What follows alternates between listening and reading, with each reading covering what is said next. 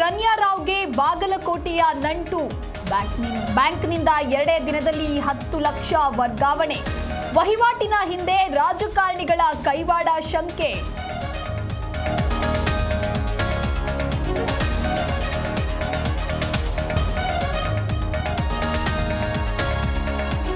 ಮಗಳಿಂದ DGP ರಾಮಚಂದ್ರರಿಗೂ ಸಂಕಷ್ಟ.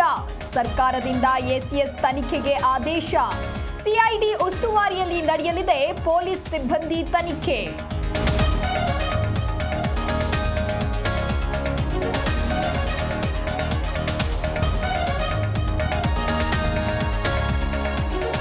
ವಿಧಾನಸಭೆಯಲ್ಲಿ guarantee ಸಮಿತಿ ಗದ್ದಲ.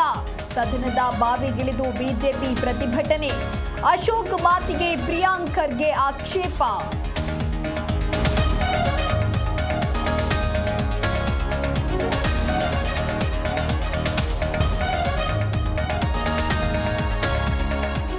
ದೃಶ್ಯಂ ಸಿನಿಮಾ ನೋಡಿ ಹತ್ಯೆಗೆ ಸ್ಕೆಚ್.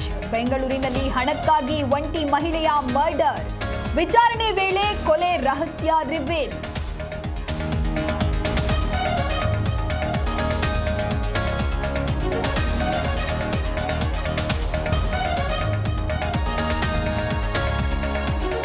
ತುಂಗಭದ್ರಾ ಮುಳುಗಡೆ ಸಂತ್ರಸ್ತರಿಂದ ಪ್ರತಿಭಟನೆ.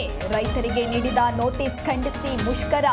ಶಿವಮೊಗ್ಗ ಡಿಸಿ ಕಚೇರಿಗೆ ಮುತ್ತಿಗೆ ಹಾಕಿ ಧರಣಿ.